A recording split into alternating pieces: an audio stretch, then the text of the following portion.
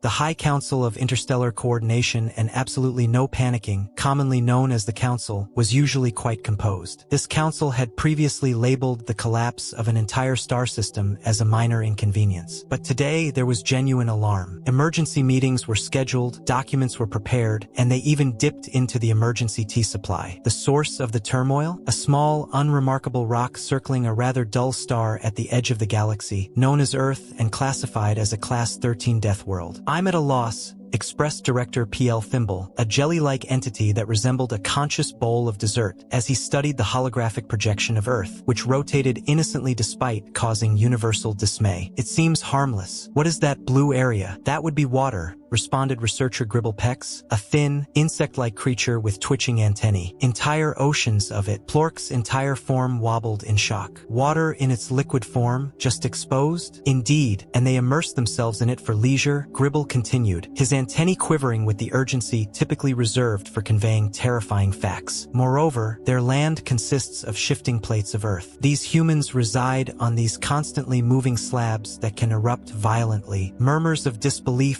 filled the council room. An alien collapsed, emitting a squeal as it deflated. Commander Junvob spoke up, a figure encased in a vibrating metal shell. "Their atmosphere is rife with unseen tempests of electric energy and gases lethal to most of us within moments. They deem it breathable." Overwhelmed, Gribble had to sit on a structure resembling a giant mushroom. "Their top predators are enormous reptiles with lethal teeth, capable of speeds comparable to our hovercrafts," he stated weakly. "And yet, these humans have tamed even more formidable beasts for combat." "Hold on," interjected Plor, raising a gelatinous limb. "What could be more fearsome than these predatory lizards?" Gribble exhaled. "They refer to them as horses." A chorus of shocked exclamations ensued. The concept of willingly mounting a creature with weapon-like hooves and powerful kicks was unimaginable to the council. But the true astonishment came with the zoom-in on a particular species of two-legged beings, displaying a deceptive confidence despite their apparent vulnerability. "These are humans," Gribble elucidated. "They're surprisingly delicate. They lack fur, are susceptible to sun damage, and can be fatally allergic to something known as gluten." "Gluten? What's that?" Please inquired, his body shaking. "It remains a mystery," Gribble replied solemnly. "Yet, it's a source of great concern to them. And despite this," Commander June added, his tone heavy with implication, "they've conquered this perilous world. They haven't just survived, they've thrived. They've constructed urban landscapes, harnessed fire, and even devised ways to soar through the skies in metallic vessels they willingly board. That defies logic." Please murmured, his appendages trembling. Gribble nodded in agreement. "A level of audacity that unnerves every developed civilization across the stars. They celebrate their capacity for destruction as if it's a sport," Gribble added, his antennae twitching uncontrollably in distress. Meanwhile, in another corner of the galaxy, desperate communiques were being sent, urging a review of the standard interstellar protocols concerning Earth. "We must reinforce the advisory," urged a six-eyed diplomat from a neighboring sector. "Update it to include the latest human follies. They're not just a danger to themselves, but potentially to all known forms of life." The council gathered once more, a somber air hanging over the chamber as they reeled from the new updates. "It's as if they've turned survival into an art form," another council member observed, his voice echoing off the metal walls. "They dive with sharks, jump from extreme heights, and even throw themselves out of perfectly good spacecraft for fun." In an effort to contain the situation, the council decided to enhance their surveillance measures, though maintaining a very discreet distance to avoid detection or, worse, human interaction. "Increase scans, but do it stealthily. If they realize we're observing them closely, who knows what they might do," the head of surveillance suggested, his tone laced with a mix of awe and fear. Back on Earth, Dr. Len Fizzlewump was becoming something of a celebrity. His accidental discovery had not only confirmed the presence of extraterrestrial life, but also that humans were considered the galaxy's most daunting daredevils. His interviews were filled with his quirky takes on human resilience and adaptability. "If the universe thinks we're mad, then we must be doing something right," he joked on a popular late-night show, his eccentric appearance and wild theories making him a hit with viewers. The viral sensation stirred up not just amusement among humans, but also a bizarre sense of pride. "If being nuts means we're the toughest critters around, I'll take it," one influencer quipped online, their post garnering millions of likes. Meanwhile,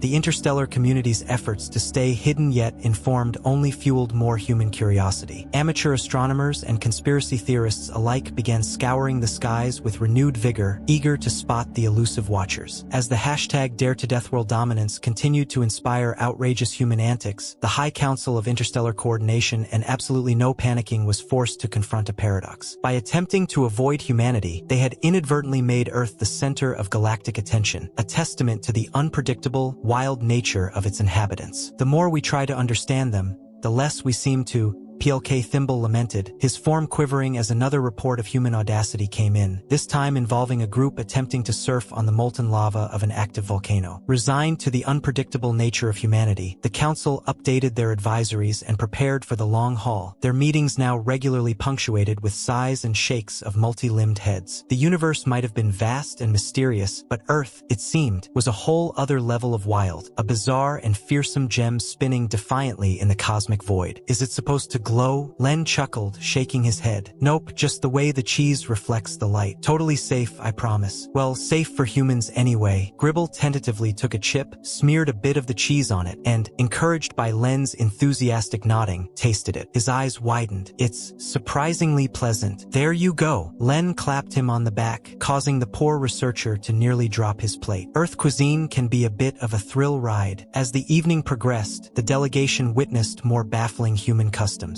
They observed a group of children chasing each other with water guns, families competing in a hot dog eating contest, and teenagers engaged in a spirited game of frisbee, often with a pet dog leaping high to intercept the flying disc. Each activity was meticulously recorded by the alien researchers, their reports growing increasingly alarmed and confused. Is this typical of human recreational activities? Please inquired, eyeing a child covered in ice cream with a mixture of disgust and curiosity. Pretty much, Len responded. We like to keep things lively. As the night drew to a close, the delegation was invited to participate in a campfire gathering, complete with mores and ghost stories. The concept of intentionally scaring oneself as a form of entertainment was utterly foreign to the aliens, who listened with a blend of intrigue and horror as Len recounted tales of spectral hauntings and unexplained phenomena. Why would you terrify yourself for amusement? June Vob finally burst out, unable to contain his confusion any longer. Len smiled, roasting a marshmallow over the fire. It's just another way to feel alive, you know? Plus, it's fun to see who gets scared first. The delegation shared an uneasy look. If humans found pleasure in fear, what wouldn't they enjoy? Before departing, the aliens held a private meeting to discuss their findings. We came seeking understanding, Please said solemnly, but I fear we are more bewildered than ever. These humans embrace danger and chaos. They consume hazardous substances, engage in perilous pastimes, and expose their young to the same. How are they not extinct? June Vob, ever the pragmatist, added, Our report must reflect the resilience and unpredictability of this species. Perhaps instead of trying to contain them, we should consider alliances. They could be invaluable in galactic conflicts, given their apparent disregard for personal safety. Agreed, Gribble chimed in, his antennae no longer twitching with anxiety, but with something that might be considered respect. Their capacity for joy, even in the face of adversity, is remarkable. We have much to learn from humanity. With a new perspective, the delegation prepared to leave, their view of Earth transformed. Instead of seeing a death world, they now saw a planet rich with life, laughter, and an unquenchable spirit. As they boarded their craft, Len handed them a souvenir, a framed photo of the group at the campfire. To remember us by, he said with a grin. Watching the alien ship vanish into the night sky, Len mused aloud, maybe they'll come back for the 4th of July. They should see the fireworks. Back on their ship, the aliens pondered this. Earth might be a madhouse, but it was undoubtedly an interesting one. Perhaps, in the fullness of time, they might just take him up on that offer. If your species is as adaptable and resourceful as you claim, Commander Junvob proposed, his voice carrying a tone of challenge mixed with a trace of fear, then we would like to see how you handle environments beyond your Earth. We propose a survival test on various classified planets across the galaxy. The humans looked at each other, their faces lighting up with a mixture of excitement and intrigue. Len was the first to respond, his eyes gleaming with the prospect of a new adventure. A survival test? Huh? Like a reality show, but intergalactic? Count us in. The council members exchanged anxious glances. This wasn't the reaction they had expected. They had hoped to deter the humans, to make them reconsider their expansionist dreams. Instead, they seemed to have provided them with a new form of entertainment. "We will select a series of planets with differing environmental challenges," Gribble explained, pulling up holographic images of various celestial bodies, each more inhospitable than the last. From extreme temperatures to unusual gravity fields, each will test your species' adaptability and resilience. "Sounds like fun," Jim chimed in, his casual demeanor further unnerving the already anxious aliens. The preparations for the survival test were meticulous. The Council provided advanced survival gear designed by the best engineers across multiple star systems. They briefed the human participants on the various risks and protocols, half expecting them to back out at any moment. But the humans only grew more enthusiastic. The first test was on a planet with gravity 3 times that of Earth's. The humans struggled initially, their movements sluggish and labored, but they quickly adapted, turning it into a competition to see who could perform the most push-ups under the extreme conditions. Next, they were taken to a planet where the atmosphere was so thin it was nearly a vacuum. The humans' specially designed suits kept them safe, but their fascination with attempting to play soccer in slow motion under such conditions baffled their hosts. On a planet covered entirely in deep oceans, the humans spent more time marveling at the alien aquatic life and attempting to surf on the giant, gelatinous creatures they found, rather than focusing on survival. With each test, the humans not only survived but thrived, approaching each challenge with an almost reckless glee. They documented everything, streaming it back to Earth where it became a sensation, inspiring awe and pride among their fellow Earthlings. The culmination of the tests was on a planet with erratic weather patterns that could spawn tornadoes and lightning storms without warning. The humans set up camp, turning the survival test into a festival-like atmosphere,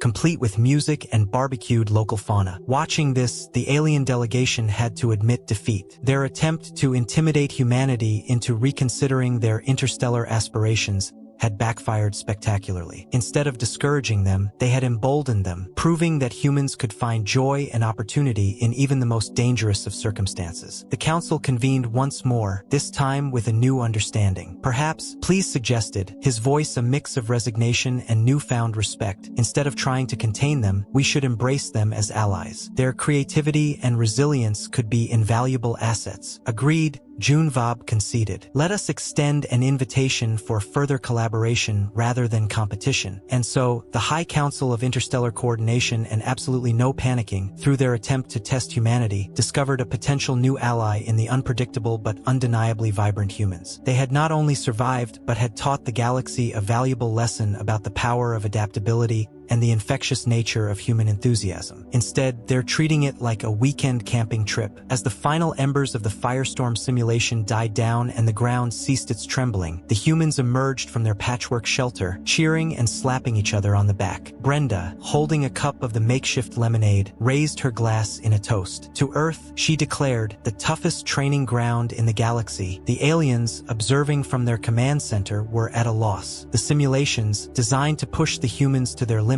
had instead showcased an almost baffling level of adaptability and cheerfulness in the face of danger. Please, still quivering from the earlier shocks, finally spoke up. "Perhaps," he suggested tentatively, "we have been approaching this from the wrong angle. It appears that humans do not merely survive their world. They enjoy the challenges it presents." Gribble Pex, his antennas drooping in resignation, nodded slowly. "It seems we underestimated not only their resilience but also their peculiar fondness for adversity. These trials, rather than deterring them, have only fueled their enthusiasm for exploration and survival." June Vob, still reeling from witnessing humans cheerfully convert simulated acid rain into a beverage, finally conceded, "Maybe the true hazard isn't the environments we put them in, but the sheer unpredictability and resourcefulness they exhibit. They could be valuable allies, if somewhat chaotic." The decision was made to shift the Council's strategy. Instead of trying to contain or understand human behavior through controlled tests, they would begin a collaborative effort. The humans,